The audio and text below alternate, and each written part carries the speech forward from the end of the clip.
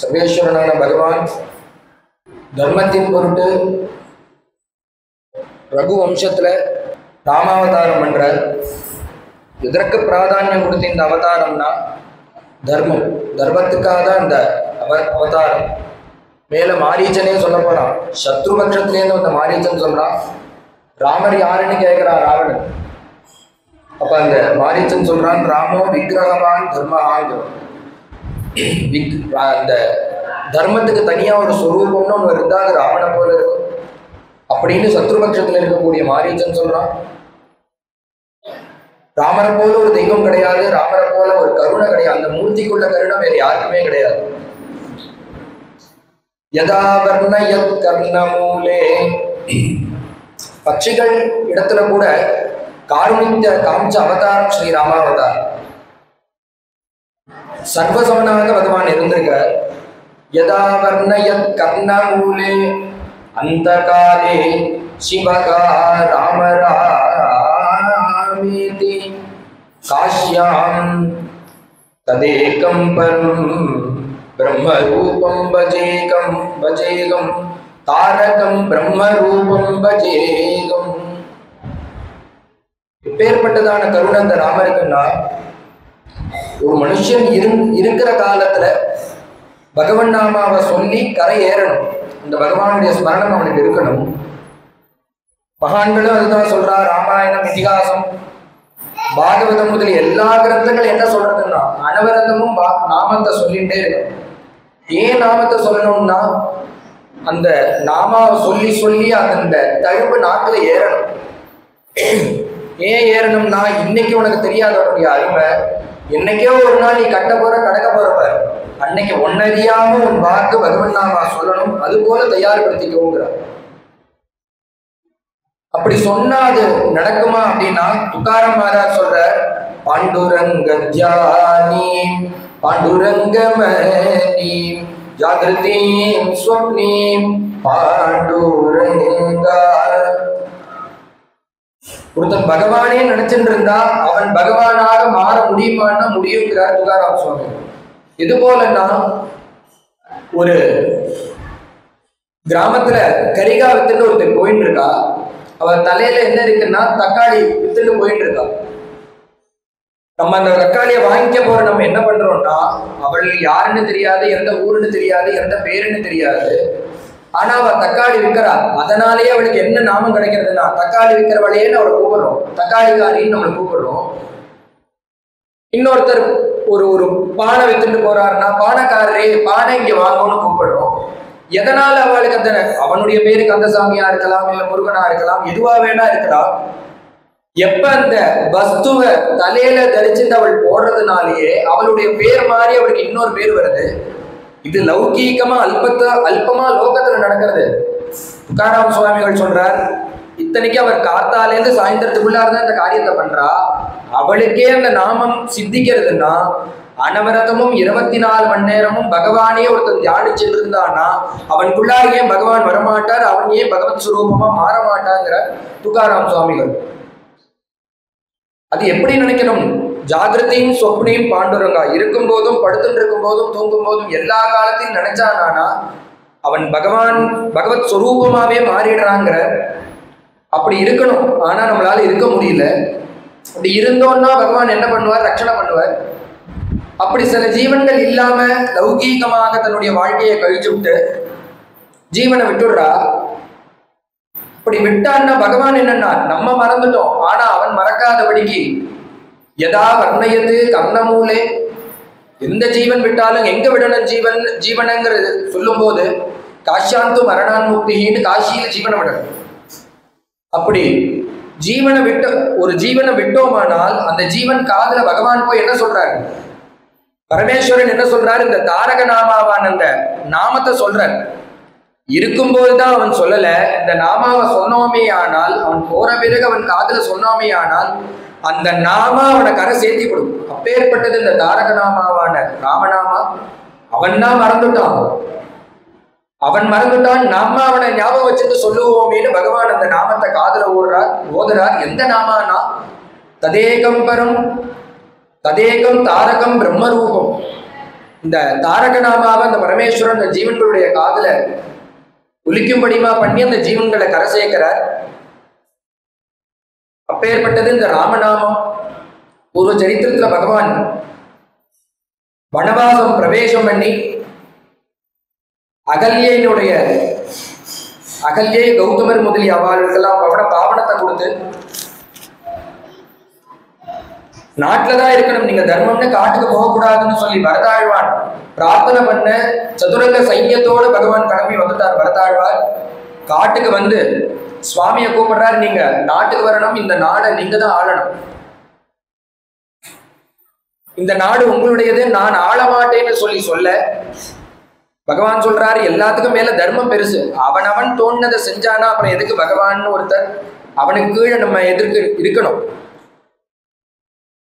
புருஷோய மணீஸ்வரா, பகவான் ஒருத்தன் மேல இருந்து கயத்தை கொடுத்து பெம்மலாட்டத்துல ஆடுறது போல ஆட்டி வச்சுட்டு இருக்காப்பா. அதனாலதான் இந்த லோகம் இயங்கிட்டு இருக்கு, அவன் இல்லைன்னா இந்த உலகம் இயங்காது.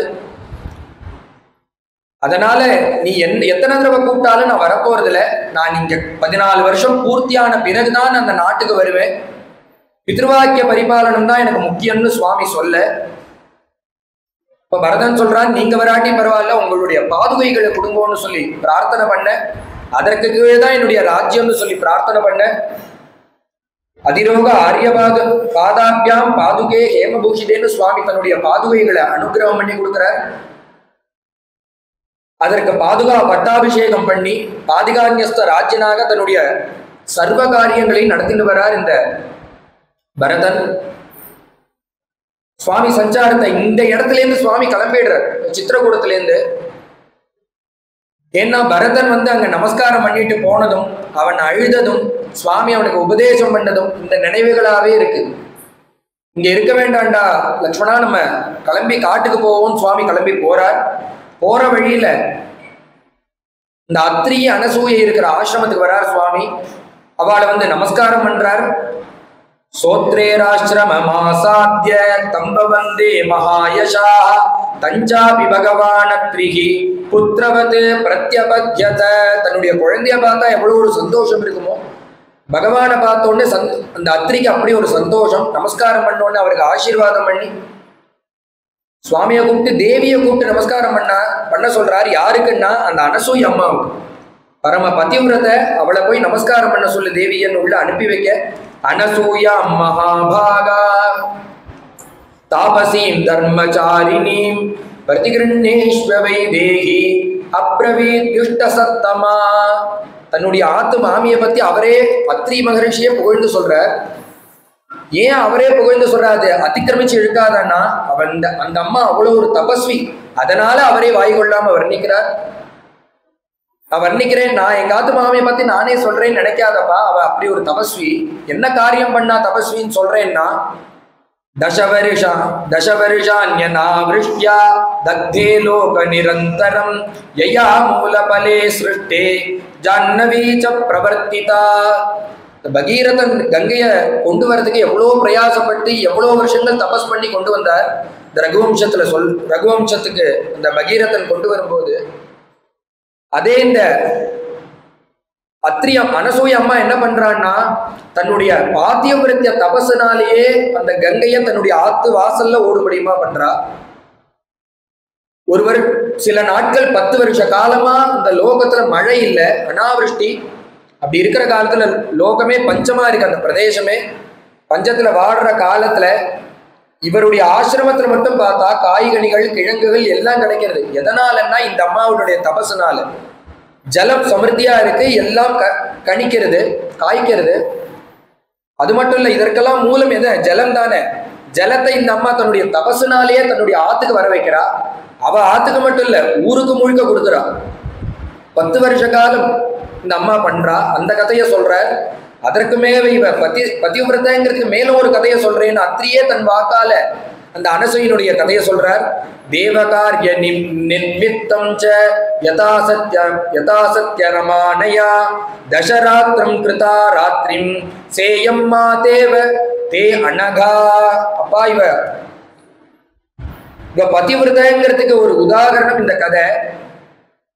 மாண்டவியர்னு ஒரு ரிஷி இருக்கார், தபஸ்வி. அவர் அந்த ஊர்ல ஒரு ஒரு பதிவிரத்தை இருக்கா, நலாயினின்னு ஒரு பதிவிரத்தை. அவ என்ன பண்றா, தன்னுடைய ஆத்துக்காரரை கூடையில வச்சு பிரயாணம் யாத்திரையா கூட்டிட்டு போயிட்டு இருக்கா. இந்த மாண்டவியர் என்ன பண்றார், ஆசிரமத்துல இருந்துட்டு இருக்கார். இந்த சமயத்துல சில திருடர்கள் என்ன பண்றா, நகைகள்லாம் எடுத்து திருடிவிட்டு அதை ஒரு இடத்துல புதைச்சி வச்சுட்டு இந்த பக்கத்துல எந்த இடம் இருக்கு ஒளிஞ்சுக்கலான்னு பாக்குறா. காவலாளிகள் துரத்தின்னு வரும்போது இந்த மாண்டவையருடைய ஆசிரமத்துக்கு வந்து வேஷத்தை போட்டு ரிஷி வேஷத்தை பூண்டு உட்கார்ந்துட்டு இருக்கா. இந்த காவலாளிகள் வந்தா இங்கதான் இருக்கா இந்த திருடர்கள்னு தெரிஞ்சுட்டு இவாள் இந்த திருடர்களோட சேர்த்து இந்த மாண்டவரையும் கைது பண்ணி கூட்டிட்டு போயிடுறா. ராஜாட்ட போய் நிறுத்த ராஜா உடனே எல்லாரையும் வதம் பண்ண தஸ்கரஸ்ய வதோ தண்டகா, திருடினான்னா அவனை கொலை பண்ணணும்னு இருக்கு, அவனுக்கு மரண தண்டனை கொடுக்கணும்னு இருக்கு, அவனுக்கு மரண தண்டனையை கொடுன்னு சொல்ல எல்லாரையும் கழுமரத்துல ஏத்திவிட்டா. இந்த மாண்டவரியரையும் ஏத்திவிட்டா. மித்தவாலாம் காலமாயிட்டா. இவருக்கு மட்டும் ஜீவன் இருந்துட்டே இருக்கு. ஏன்னா அவர் தப்பு பண்ணல, அவர் ரிஷி, அவர் அதுவும் இல்லாம தபஸ்வி. ராஜா கேட்கிறா, என்னாச்சு, உத்தரவெல்லாம் நிறைவேற்றினேலான்னு கேட்க உடனே அவர் சொல்றார், நாங்க எல்லாருக்கும் சமமாதான் தண்டனை கொடுத்தோம், எல்லாரும் காலமாயிட்டா, ஆனா அந்த ஒருத்தர் மட்டும் ஜீவதசையில இருந்துட்டு இருக்க. யாருன்னு கேட்டா அந்த மாண்டவியர். உடனே அந்த ராஜா என்ன சொன்னா, தான் அபச்சாரம் பண்ணிட்டோன்னு தோணித்தவனுக்கு ஏதோ தப்பு நடந்திருக்கு, என்னன்னு பார்க்கணும் வந்து பார்த்தா இவர் ரிஷிங்கிறது தெரியறது. அவரை இறக்கி அந்த தாபத்திலேருந்து அந்த வலியிலேருந்து நிவர்த்தி பண்றதுக்காக பார்த்துட்டு இருக்கான். இந்த காலத்துல அந்த பக்கமா போன அந்த நலாயினி என்ன பண்ணா, தன்னுடைய ஆத்துக்காரரை கூடையில எடுத்துன்னு போயிட்டு இருக்கா. இப்படி போற காலத்துல இவர் காலை நீட்டின்னு அந்த கழுமரத்துல இருக்கும்போது அது மேல இடிச்சோன்னு அவர் துடிச்சு போயிட்டார். ஏன்னா ஒரு வேதனையில இருக்காரு. அதை தொட்டோன்னு அவருக்கு இன்னும் வேதனை ஜாஸ்தி ஆறுது. உடனே அவர் சபிச்சார், நீ பதிவிரதங்கிற திமிர்ல தானே இப்படி நடந்துட்ட, உன்னுடைய பதிவிரதத்துவ அந்த மகிமையினாலதானே நீ பண்ற, உனக்கு நாளைக்கு காலத்தால சூரியோதய காலத்துல உனக்கு வைதவியம் படக்கிறது சபிச்சார், நீ விதவையா போவான்னு சபிக்கிறார். உடனே அந்த அம்மா பார்த்தா ஆத்துக்காரரை இறக்கி வச்சா நேரா அந்த அனசூய அம்மா காலில் போய் விழுந்தார். நடந்த கதை அத்தனையும் சொல்லி இது போல சாபம் கொடுத்து விட்டார், நாளைக்கு விடிஞ்சதுன்னா எனக்கு என் ஆத்துக்காரர் காலம் ஆயிடுவார், நான் விதவையா ஆயிடுவேன்னு சொல்ல அந்த அம்மா வருவா. ஆத்துக்கு வருவாள், உபச்சாரம் பண்ணி கூப்பிடணுமோன்னு. ஒரு சுமங்கலி ஆத்துக்கு வரானா குங்குமம் கொடுத்து கூப்பிடணும், குங்குமம் கொடுத்து போக வைக்கணும். இந்த தர்மம் தெரிஞ்சதுனால அந்த அனசூய அம்மா அந்த அந்த அம்மா வந்து நலாயினி வந்த உடனே நெத்தியில குங்குமத்தை இட்டு உள்ள கூப்பிடுறாளா, நீங்க இப்ப குங்குமம் கொடுக்குறேன், நாளைக்கு இந்த குங்குமம் நிலைச்சிருக்குமான்னு எனக்கு தெரியலையே அப்படின்னு சொல்ல, என்ன நடந்ததை சொல்லுங்கிறா. இந்த கதையை சொன்னோடனே நாளைக்கு கார்த்தால நான் விதவை ஆயிடுவேன்னு அழறாவ, எனக்கு வைதவியம் அழப்போறதேன்னு அழறா. சூரிய உதயத்துல நடக்க போறது. உடனே அந்த அனசூய அம்மா சொன்னா, ஒரு சுமங்கலி அமங்கலியா பண்றதா இருக்கக்கூடிய சூரியன் நாளைக்கு உதிக்கவே வேண்டாம், அந்த லோகத்துக்கே வேண்டாம் சொன்னா நடந்துருமான்னா, சொன்னது போலயே அது போல சூரிய அஸ்தமனமே ஆகல. உடனே அந்த அம்மாவுக்கு இது தெரிஞ்சது, சூரிய உதயமே ஆகல. அப்புறம் வந்து இந்த ராஜா மன்னிப்பு கேட்டான்னு, இது மகாபாரதத்துல இருக்கிற கதை. இந்த அம்மாவினுடைய வாக்குப்படி அந்த சூரியன் அஸ்தமனமே ஆகலையா. ஏன் ஆகலைன்னா இவளுடைய பாத்திவிரத்தம் அது போலப்பா. இந்த அனசூய அம்மா என்ன பண்றா, உள்ள வந்த தேவி நமஸ்காரம் பண்ணி நிக்கிற அந்த தேவி கிட்ட புகழாரம், இந்த தேவிக்கு ஒரு புகழாரம். ஏன்னா ராமன்னா அவ அப்பா அம்மா பேச்சை கேட்டு காட்டுக்கு வந்திருக்கான், நீ அவன் கூட வரணும்னு அவசியமே கிடையாது. ஏன்னா நீ ஜனகனுடைய பொண்ணு, உங்க அப்பாட்ட சொல்லியிருந்தேன்னா பேஷான ஒரு தேரை அனுப்பிச்சு வச்சிருப்ப, நீ அதுல இருந்திருக்கலாம், அதுல வந்திருக்கலாம். நீ ஆனா என் பிரபு கூட தான் வருவேன்னு கிளம்பி வந்த பாத்தியா, அதுதான் இருக்கிறதுலயே உத்தமம். தெக்வாஜ்ஞாதி ஜனம் சீதே மானமிருஷ்டிஞ்ச பாமினி அவருந்தம்பனே ராமம் திருஷ்டியாத்வமனுகச்சசி. அவரோட பின்னோட நீ வந்தியே, அதுதாமா உத்தமம். யாரெல்லாம் விட்டுன்னா பந்து ஜனங்கள் எல்லாம் விட்டு, நாட்டை விட்டு இப்படி அவர் பின்னாடி வந்தையே, அது உத்தமம்னு கொண்டாட. நகரஸ்தோ வனஸ்தோ வா சுபோ வா யதி வா சுபம் யாசாம் யாசாம் ராத்ரீனாம் பிரியோ பர்த்தா வாசா லோகா மகோதயா. ஒரு பத்னிக்கு எது நாடுன்னா, புருஷன் தன்னுடைய கணவன் எங்க இருக்கானோ அதுதான் நாடு. அவன் இல்லாத வீடா இருந்தாலும் அதுதான் காடு. அது தெரிஞ்சு நீ கூடயே வந்துட்டு இருக்கியே, அவருக்கு சுசுரூஷை பண்ணிட்டுன்னு அவரை புகழ்ந்தா. உடனே தேவி சொன்னா, இப்படி ஒரு பிரபு இருந்தா அவர் கூட வரணும்னு எப்படி தோணாம இருக்கும் ஒரு பெண்ணுக்கு? என்னுடைய பிரபுனுடைய கல்யாண குணங்கள் அது. அவர் தான் என்னை ஆக்கர்ஷிச்சு கூட்டின்னு வர. என் பிரபுனுடைய குணத்தை சொல்றேன் கேளுங்கன்னு தேவி சொல்றா. ராமருடைய பிரபாவத்தை கிம் புண்ணியைகி குணஸ்லாக்யா சானுக்ரோஷா ஜிஜேந்திரியா ஸ்தாஷ்டுராகா திரானுராகா தர்மாத்மா மாத்ருவத் பித்ருவத் ஸ்திரியா. எனக்கு எப்பயாவது ஒரு துக்கம் வரும். துக்கம் வர காலத்துல ராமருடைய முகத்தை பார்த்தேன்னா அம்மாவை போல காட்சி தரும். மாத்ருவத் பிரியா. இல்ல சில சமயம் மற்றொரு துக்கம் வர காலத்துல போய் பார்த்தா பித்ருவத் அப்பாவை போல இருப்ப. எந்த சமயத்துல எனக்கு எந்த துக்கம் வந்தாலும் என்ன அம்மா அப்பா போல பக்கத்துல இருந்து ரட்சணை பண்ற. அப்படி இருக்கும்போது நான் ஏன் எங்க அம்மாவத்துக்கு போனேன்னு எனக்கு இன்னைய நாள் மட்டும் ஒரு நாள் கூட நினைப்பே வந்ததில்லை. ஒரு பெண்ணு புகுந்தாது கல்யாணம் பண்ணிட்டு வந்துட்டான்னா அவளுக்கு அப்பா அம்மாவை ஆத்துக்கு போகணுங்கிற எண்ணம் இருக்கும். தேவி சொல்றா, எனக்கு இத்தனை வருஷங்கள் ஆச்சு, ஒரு நாள் கூட நான் என்னுடைய அம்மாவை பார்க்கறதுக்கு அந்த ஆத்துக்கு போனோம்னு எண்ணமே வந்ததில்லை. ஏன் வந்ததில்லைன்னா போறதுக்கு உண்டான வேலையே இல்லை. ராமர் என்ன அப்படி பார்த்துக்கிறார். கஷ்டம் வந்தா போகணும்னு என்ன வரும்? கஷ்டமே கிடையாது, துக்கமும் கிடையாது. அப்படியே அதை மீறி வர காலத்திலேயே அவரே அந்த துக்கத்தை போக்கி விடுறார். அதனால நான் என் அம்மாவத்துக்கே போறதில்லைங்கிறா தேவி. அதை தவிர எனக்கு இன்னொரு குணம், இந்த குணம் இருந்ததுன்னா எந்த ஒரு பொம்மநாட்டியும் அவ ஆத்துக்காரர்கிட்ட கோச்சிக்கவே மாட்டாராம். அப்பேற்பட்ட ஒரு குணம் ராமர்கிட்ட இருக்கு. என்ன அந்த குணம்னா, யாவிருத்திம் வர்த்ததே ராமஹ கௌசல்யாயாம் மகாபலஹ தமேவ நிருபநாரீணாம் அன்யாசாமபி வர்த்ததே. ஒரு உத்தம குணம். என்னுடைய பிரபு என்ன பண்ணுவார்னா, என்னையும் கௌசல்யா அம்மாவையும் தவிர மற்ற எந்த பெண்களையும் ஏறெடுத்து கூட பார்க்க மாட்டார். இது போல ஒரு குணம் படைச்ச ஒரு ஆண் இருந்தானே ஆனா அவனை எந்த ஸ்திரீக்கு தான் பிடிக்காது. அப்பேற்பட்ட உத்தம குணமுடையவர் இந்த ராமர்னு சொல்லி கொண்டாட, உடனே அந்த அனசூய அம்மா சொன்னா, நான் சீதா கல்யாணம் காதால கேட்டிருக்கேன், இருந்தாலும் உன் வாக்கால எனக்கு சீதா கல்யாணம் கேட்கணுமா? உன் வாக்கால ஒரு தடவை நீ சொல்லுன்னு சொல்ல. மிதிலாதிபதிர் வீரா ஜனகோ நாம தர்மவித் சத்ர தர்மே ஹ்யபிரதா நான்யதா சாஸ்தி மேதினி. மிதிலேன்னு ஒரு நகரம், அதுல ஜனகன்னு ஒரு ராஜா. கதை எப்படி ஆரம்பிச்சு சொல்லணுமோ அது போல சொல்றாராம் தேவி. அந்த ஜனகனுக்கு கொஞ்ச நாளாகவே புத்திரபாக்கியம் இல்லை, குழந்தைகளே இல்லை. இல்லாத காலத்துல யாகம் பண்ணணும்னு சங்கல்பம் பண்ணி பூமிய நோண்டினா, அந்த தோன்ற காலத்துல சீதா லாங்கல பத்ததிகின்னு அப்படி உழற காலத்துல அவருக்கு நான் கிடைச்சேன்.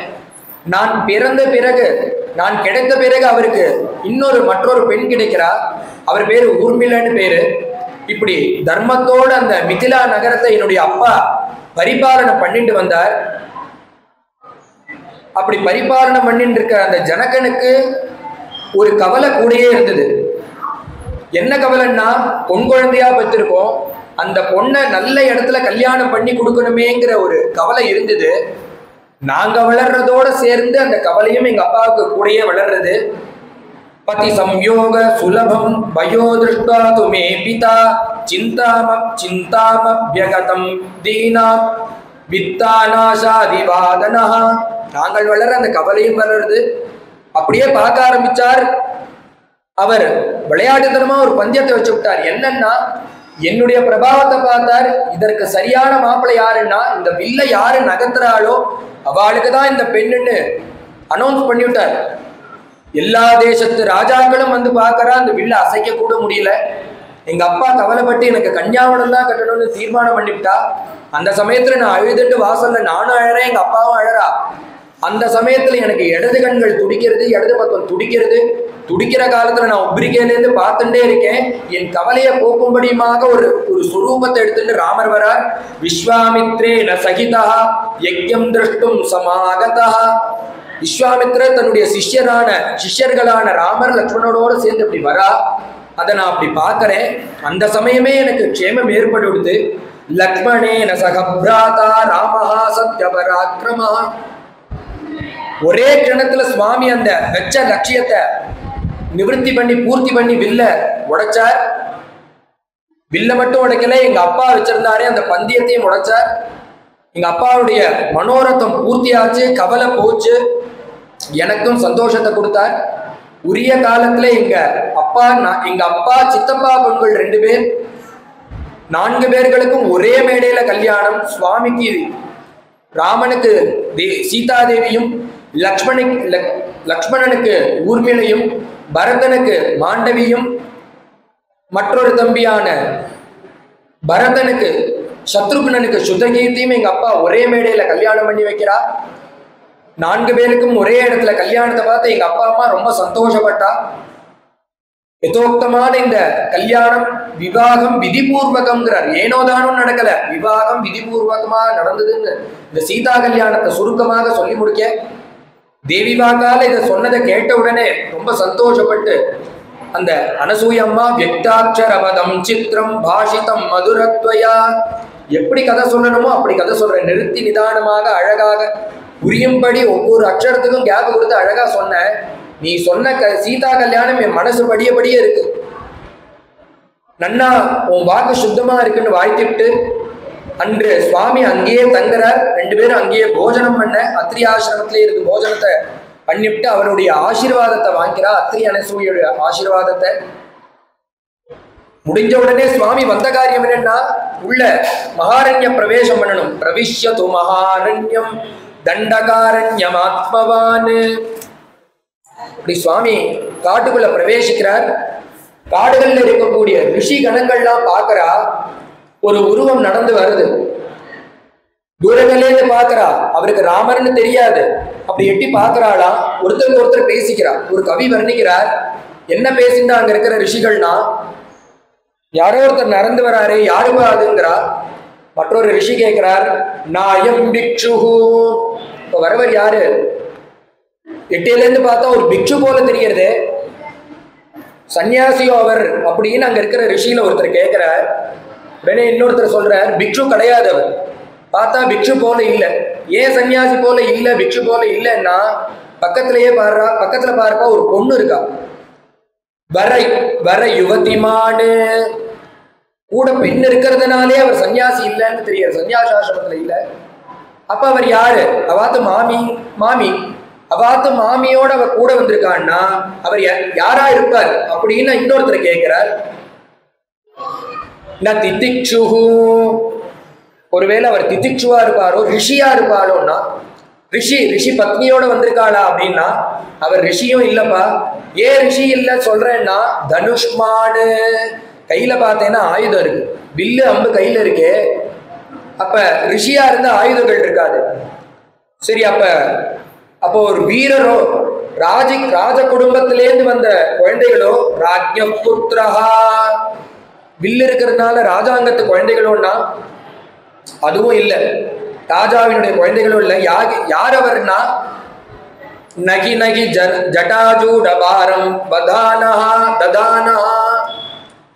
ராஜ குடும்பத்து குழந்தைகள்னு சொன்னாமே. ஆனா நெத்தியில தலைக்கு மேல பார்த்தேன்னா ஜட்டை இருக்கு, மரவுரி தரிச்சுட்டு இருக்கா. அப்ப அவளும் இல்லை.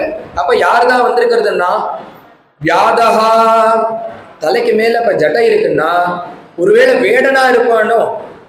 வந்தது வேடனான்னா இன்னொருத்தர் சொன்னாரு, அது வேடனும் கிடையாது, நாயம் வியாதஹா, நாயம் வியாதஹான்னு. அப்ப யாருன்னா நவகணதரஹா, வேடன்கிற ஜடையினால வேடன்கிற நீ, ஆனா வேடன் கிடையாது. அவருடைய முகத்தை பாரு, நவகுணதரா, ஒரு எத்தனை குணங்கள் அவருடைய முகத்துல பிரகாசிக்கிறது.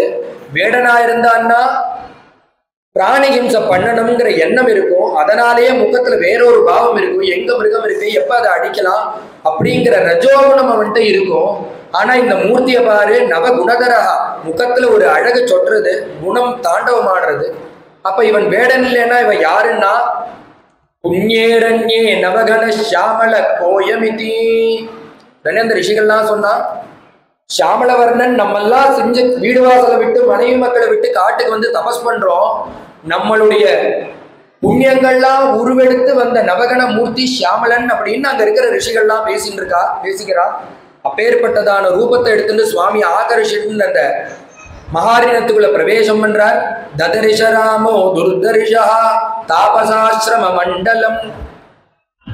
அங்க இருக்கக்கூடிய ரிஷிகளுக்கெல்லாம் சந்தோஷம் சுவாமியுடைய ரூபத்தை பார்த்து. எப்படி இருக்கு அந்த இடங்கள்லாம், எப்படி இருக்குன்னா குஷக்ஷீர் அபரிக்ஷிப்தம் பிராமியா லக்ஷ்மியா சமாவிருத்தம். அந்த இடமே ஒரு வைதிக ஸ்ரீயாக இருக்காம். எங்க பார்த்தாலும் தர்ப்பங்கள், எங்க பார்த்தாலும் குஷங்கள், அரணி பாத்திரம், அக்னிஹோத்திரசாலை, இப்படி பார்க்கறதுக்கே வைதிக ஸ்ரீயா இருக்கு. வேதத்தினுடைய சாநித்தியம் எங்க பார்த்தாலும் நிரம்பி இருக்கு. அதை ராமர் பார்க்கிறார், இப்படி காட்ட பார்க்கிறார். மிருகைஹி பகுபிஹி ராகீர்ணம் பக்ஷி சங்கைஹி சமாவிருத்தம். மிருகங்கள் கூட்ட கூட்டமாக இருக்கு, மான்கள் கூட்ட கூட்டமாக இருக்கு, பட்சிகள்லாம் கூட்ட கூட்டமாக இருக்கு. சுவாமி அப்படி இந்த ஸ்திதியை பார்த்து பிரவேசம் பண்றார் அரண்யத்துல. ரூப சம்பலனம் லக்ஷ்மி சௌகுமாரியா சுவேஷதா தத்ருஷுகு விஸ்மிதாகாரா ராமஸ்ய வனவாசினஹா. அப்படி ராமருடைய ரூபத்தை பார்த்து ஆகர்ஷிக்கப்பட்ட அந்த ரிஷிகள்லாம் வந்து ராமரிடத்துல சொக்கி போய் நிக்கிறா. எந்த ரூபம் அப்படின்னா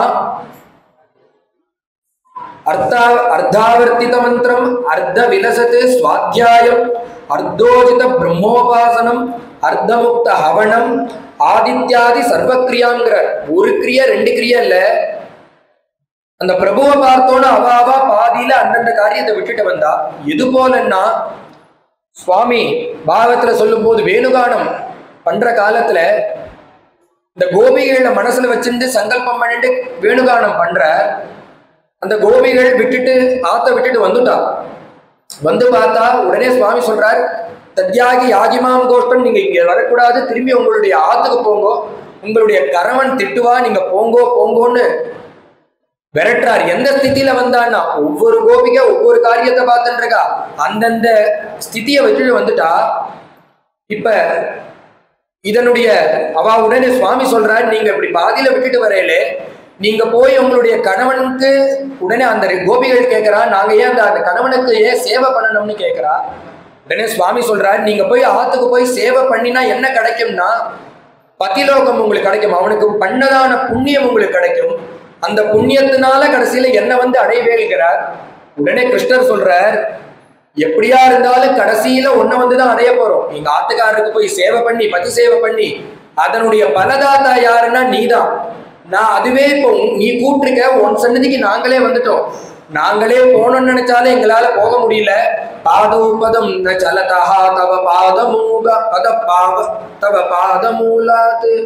உன்னுடைய பாத மூலத்திலிருந்து என்னுடைய பதங்கள் போக மாட்டேங்கிறது. நாங்க போனோம்னு நினைச்சாலும் போகல. ஏன்னா சாதனமான நீ இருக்கும்போது சாத்தியமான அந்த பதி எதுக்கு எனக்கு? அவருக்கு சேவை பண்ணாலும் கடைசியில நான் ஒன்னதான் வந்து அடைய போறேங்கும் போது நீயே எங்களுக்கு கிடைச்சிட்ட. இனிமே அந்த காரியங்கள்லாம் எங்களுக்கு எதற்கு? நான் ஆத்துக்கு போக மாட்டேன், சேவை பண்ண மாட்டேன்னு அந்த காட்டிலேயே இருக்கா அந்த கோபிகள். இது அந்த கோபிகா கீதத்துக்கு முன்னாடி உள்ள கதையில சுவாமி போகும் போது அந்த கோபிகள் சொல்றா, அது மூல அவாவா பாதியில விட்டுட்டு வந்திருக்கா. இந்த ரிஷிகள்லாம் பாதியில விட்டுட்டு வந்துட்டாளா. பாதியில ஏன் விட்டுட்டு வந்தா அப்படின்னா சுவாமியுடைய ரூபத்தினால ஆகர்ஷிக்கப்பட்டு வந்திருக்கா. ஒவ்வொருத்தர் ஒவ்வொரு காரியத்தை விட்டுட்டு வந்திருக்கா. அர்த்தாவர்த்தித மந்திரம், ஒருத்தர் வேதம் சொல்லிட்டே இருக்கார், பாதியில அந்த வேதத்தை விட்டுட்டு வந்துட்டார். மற்றொருவர் காயத்ரி ஜபம் பண்ணிட்டு இருக்கார், அந்த காயத்ரி ஜபத்தை விட்டுட்டு வந்துட்டார். அர்த்த விரத சுவாத்தியாயம் சந்தியாவந்தனம் பண்ணிட்டு இருக்கா, அதை விட்டுட்டு வந்துட்டா.